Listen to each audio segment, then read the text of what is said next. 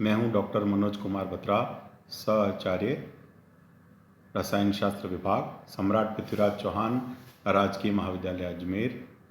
आज हम जिस टॉपिक के संबंध में बात करने वाले हैं वह है विद्युत ऋणात्मकता या इलेक्ट्रोनेगेटिविटी। कल के हमने लेक्चर में विद्युत ऋणात्मकता के कॉन्सेप्ट के बारे में बात की थी, कौन कौन से फैक्टर्स उसको इफेक्ट करते हैं उनके बारे में बात की थी और उसका आवर्त सारणी में किस तरह से उनमें परिवर्तन होता है, इस संबंध में कल हमने सब बातें की थी। आप आशा है आप सबको याद होंगी।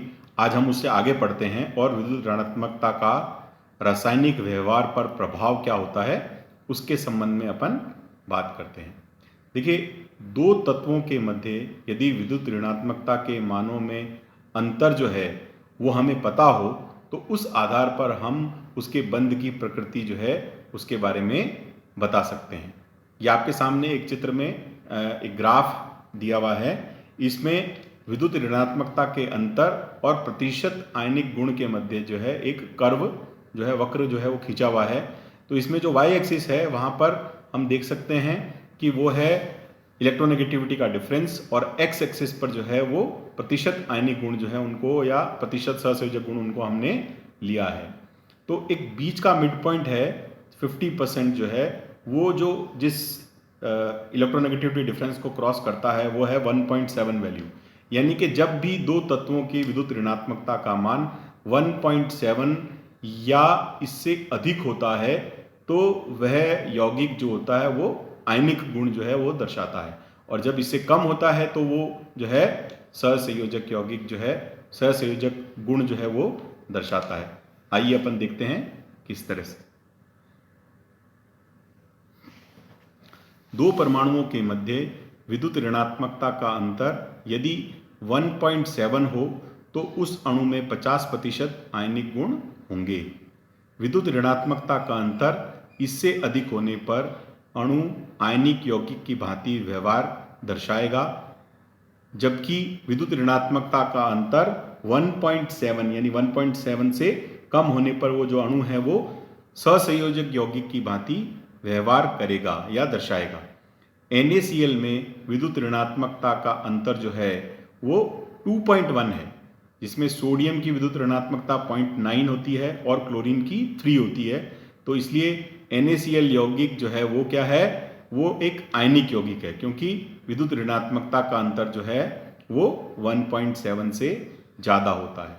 जबकि लिथियम आयोडाइड की हम बात करें तो लिथियम की जो विद्युत ऋणात्मकता का मान 1 होता है और आयोडीन की विद्युत ऋणात्मकता का मान 2.1 होता है। तो इस विद्युत ऋणात्मकता के अंतर को अगर अपन देखें तो ये 1.1 के पास आता है। तो इसलिए जो है लिथियम आयोडाइड जो है वो एक सहसंयोजी अणु है। यहाँ पर हमें ये ध्यान रखने की बात है कि प्रतिशत आयनिक गुण जो है उसको अगर हम क्वांटिटेटिवली कैलकुलेट करना चाहते हैं तो उसका एक फॉर्मूला है, वो है percentage ionic character is equal to 16 into electronegativity difference of A and B. तो यहाँ पर काई ए जो है वो ए की विद्युत ऋणात्मकता है और काई बी जो है वो बी की विद्युत बी जो परमाणु है उसकी विद्युत ऋणात्मकता है, और plus 3.5 chi A minus chi B का होल स्क्वायर। तो इस फॉर्मूले में इस सूत्र का उपयोग करके हम विद्युत ऋणात्मकता जो है के आधार पर हम प्रतिशत आयनिक गुण जो है वो ज्ञात कर सकते हैं। इसके बाद में है दो बंधित परमाणुओं की विद्युत ऋणात्मकता का अंतर उनकी बंध लंबाई को भी प्रभावित करता है।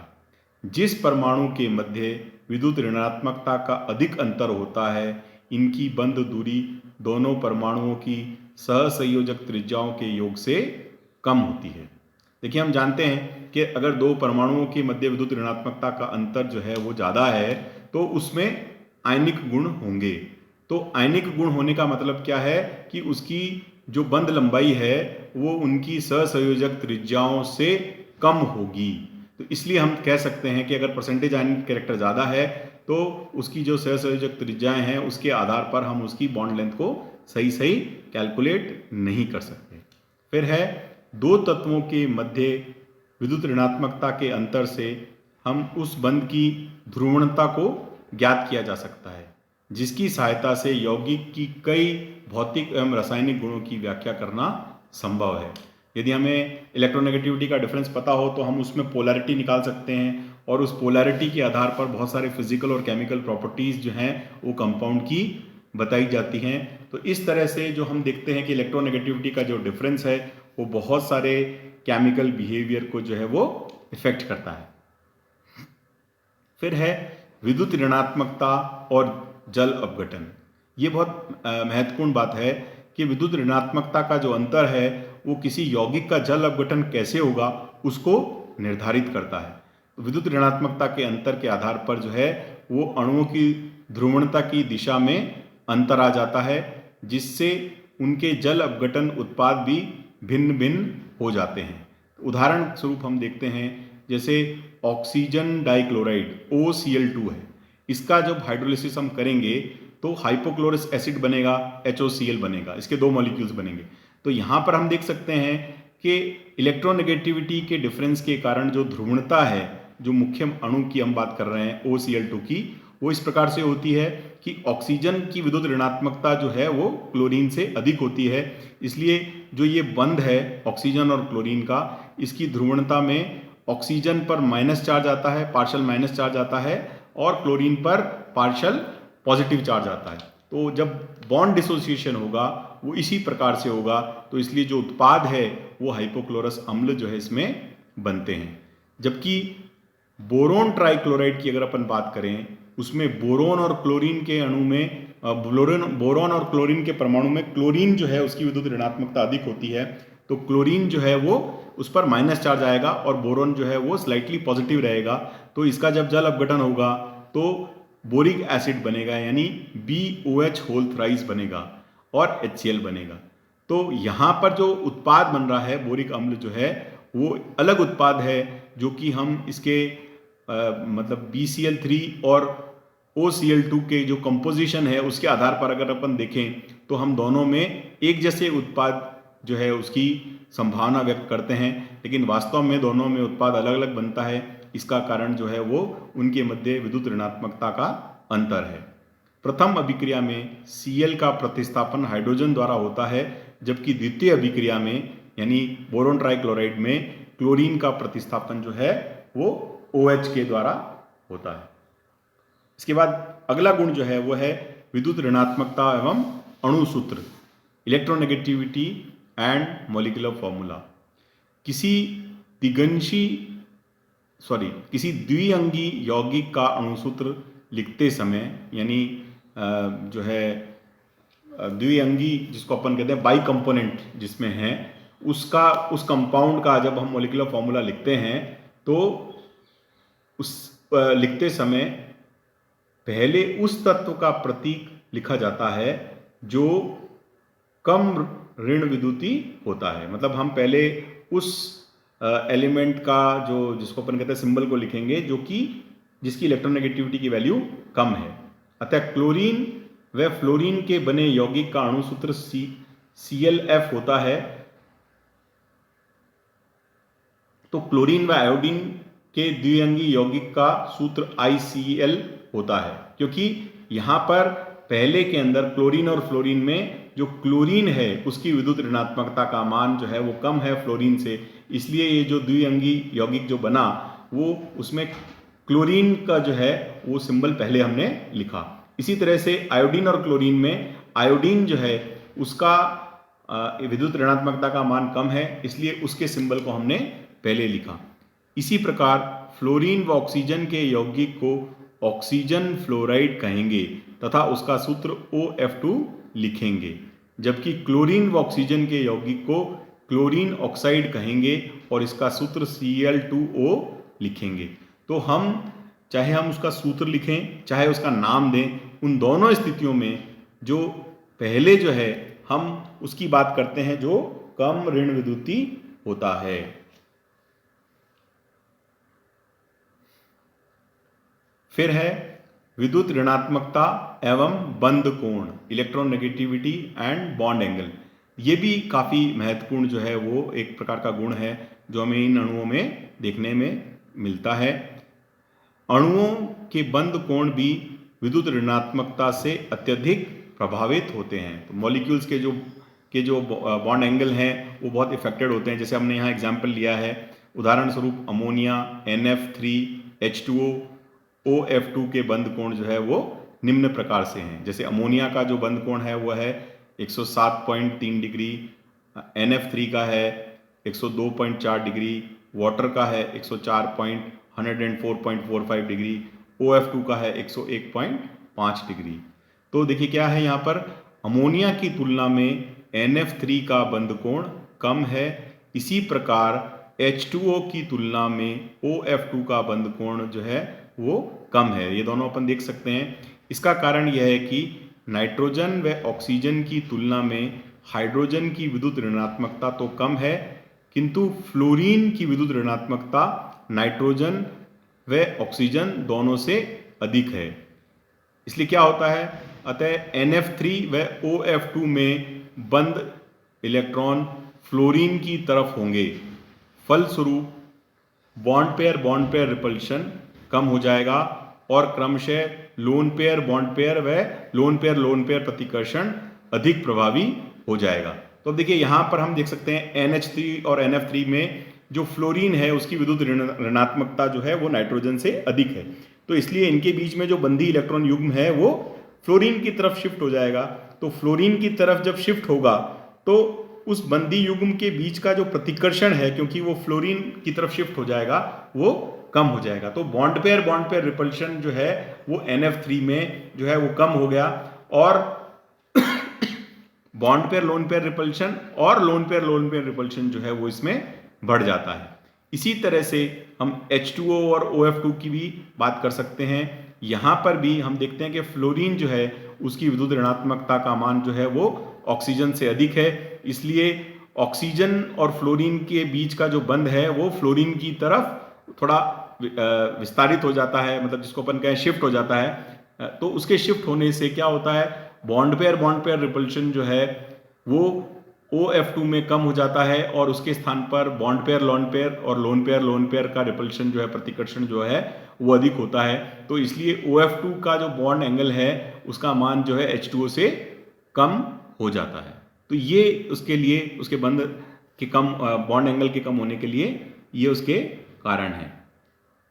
तो हम यहाँ पर बात कर रहे थे, फलस्वरूप बॉन्ड पेयर प्रतिकर्षण कम हो जाएगा और क्रमशः लोन पेयर एवं लोन पेयर प्रतिकर्षण अधिक प्रभावी हो जाएगा, जिससे नाइट्रोजन फ्लोरीन अथवा ऑक्सीजन फ्लोरीन का जो बंध कोण है वो घट जाएगा। तो F2O का बंध कोण जो है वो Cl2O की तुलना में भी कम होता है। इसका कारण यह है कि फ्लोरीन की विद्युत ऋणात्मकता ऑक्सीजन से भी कम होती है। इसका कारण यह है कि फ्लोरीन की विद्युत ऋणात्मकता ऑक्सीजन से अधिक होती है। देखिए अब अपन यहाँ पर देख सकते हैं फ्लोरीन का इलेक्ट्रोनेगेटिविटी की वैल्यू जो है वो ऑक्सीजन से ज़्यादा है और ऑक्सीजन की इलेक्ट्रोनेगेटिविटी वैल्यू Cl से ज़्यादा है। तो OF2 के लिए जो बॉन्ड एंगल है वो 101.5 है और Cl2O के लिए जो बॉन्ड एंगल है वो 110 डिग्री है, क्योंकि क्लोरीन की विद्युत ऋणात्मकता ऑक्सीजन से कम है। मतलब क्लोरीन की विद्युत ऋणात्मकता जो है वो ऑक्सीजन से कम है। फलस्वरूप F2O में बंधी इलेक्ट्रॉन फ्लोरीन की तरफ शिफ्ट होंगे, है ना, जिससे उनके बॉन्ड पेयर प्रतिकर्षण बल कम हो जाएंगे और लोन पेयर प्रतिकर्षण बल अधिक हो जाता है और बंध कोण का मान घटकर 101.5 डिग्री रह जाता है। यानी कि ऑक्सीजन और फ्लोरीन के बीच जो बॉन्ड है उसमें बॉन्डेड इलेक्ट्रॉन पेयर जो है वो फ्लोरीन की तरफ शिफ्ट हो जाएगा, जबकि OCl के मध्य जो इलेक्ट्रॉन पेयर है वो ऑक्सीजन की तरफ शिफ्ट हो जाएगा। इस कारण से OF2 के अंदर बॉन्ड पेयर रिपल्शन जो है वो कम हो गया, लेकिन Cl2O में बॉन्ड पेयर रिपल्शन जो है वो बढ़ जाता है। इसलिए जो हम क्या देखते हैं कि उसका बॉन्ड एंगल जो है वो 110 डिग्री का रह जाता है। इसके विपरीत Cl2O में Cl-O के बंध युग्म ऑक्सीजन के इतना निकट हो जाते हैं कि बॉन्ड पेयर प्रतिकर्षण प्रभावी हो जाता है और बंध कोण बढ़कर जो है वो 110 डिग्री हो जाता है। विद्युत ऋणात्मकता के कारण बंध कोण में निम्न परिवर्तन को फॉस्फोरस हैलाइड्स में भी देखा जा सकता है। अब देखिए हम फॉस्फोरस हैलाइड्स की बात करेंगे तो यहाँ PF3, PCl3, PBr3 और PI3 के बंध कोण को दर्शाया गया है। सबसे ज़्यादा बॉन्ड एंगल जो है वो PI3 में होता है और सबसे कम जो होता है वो PF3 में होता है, जबकि इनकी विद्युत ऋणात्मकता जो है अगर अपन देखें तो फ्लोरीन की सबसे ज़्यादा है। तो क्योंकि फॉस्फोरस और हैलोजन के बीच का बंध जो है जो बना हुआ है उसका बॉन्डेड इलेक्ट्रॉन पेयर जो है वो जिस एटम की विद्युत ऋणात्मकता जितनी अधिक है उतना ही उस तरफ वो शिफ्ट हो जाता है। तो PF3 की तरफ जो है जब वो इलेक्ट्रॉन पेयर शिफ्ट होगा बॉन्डेड इलेक्ट्रॉन पेयर, तो बॉन्ड पेयर रिपल्शन जो है वो PF3 में कम हो जाएगा। इसके कारण से क्या है इसका बॉन्ड एंगल जो है वो कम हो जाता है। जबकि PI3 की हम बात करें तो फॉस्फोरस और आयोडीन का के बीच का जो बॉन्ड एंगल है वो 105 डिग्री इसलिए है क्योंकि फॉस्फोरस और आयोडीन के बीच में जो बॉन्डेड इलेक्ट्रॉन पेयर है वो क्या है वो फॉस्फोरस की तरफ शिफ्ट होगा, क्योंकि आयोडीन की इलेक्ट्रोनेगेटिविटी वैल्यू जो है वो कम है, इसलिए वो फॉस्फोरस की तरफ शिफ्ट होगा। और वो फॉस्फोरस की तरफ शिफ्ट होने से जो है मतलब आयोडीन की जो इलेक्ट्रोनेगेटिव वैल्यू है वो फॉस्फोरस से तो ज़्यादा है लेकिन फ्लोरीन से कम है, इसलिए जो बॉन्डेड इलेक्ट्रॉन पेयर है उसकी शिफ्टिंग जो है वो फॉस्फोरस की तरफ होगी और बॉन्ड पेयर प्रतिकर्षण जो है वो अधिक होने से इसके बीच का जो बॉन्ड एंगल है वो अधिक हो जाएगा। अब अपन बात करते हैं कुछ प्रश्न उत्तर के संबंध में। इस विद्युत ऋणात्मकता के टॉपिक में जो सामान्य रूप से प्रश्न आते हैं उनके बारे में अपन एक दो प्रश्न यहाँ पर लेते हैं, उनके बारे में अपन बात करेंगे कि उदाहरण सहित समझाइए कि विद्युत ऋणात्मकता के आधार पर द्विअंगी यौगिक यानी कि बाइनरी कंपाउंड जो है उसके मॉलिक्यूलर फॉर्मूला को हम कैसे लिख सकते हैं। जैसा कि अभी अपन ने बात की ही थी उस बारे में कि किसी भी द्विअंगी यौगिक के सूत्र को लिखते समय कम विद्युत ऋणता वाले तत्व के प्रतीक चिन्ह को पहले लिखा जाता है। उदाहरण स्वरूप क्लोरीन एवं फ्लोरीन के बने यौगिक का अणुसूत्र जो है वो ClF होता है, क्योंकि क्लोरीन व फ्लोरीन में क्लोरीन की विद्युत ऋणात्मकता जो है कम जो है, क्लोरीन जो है वो कम ऋण विद्युती होता है।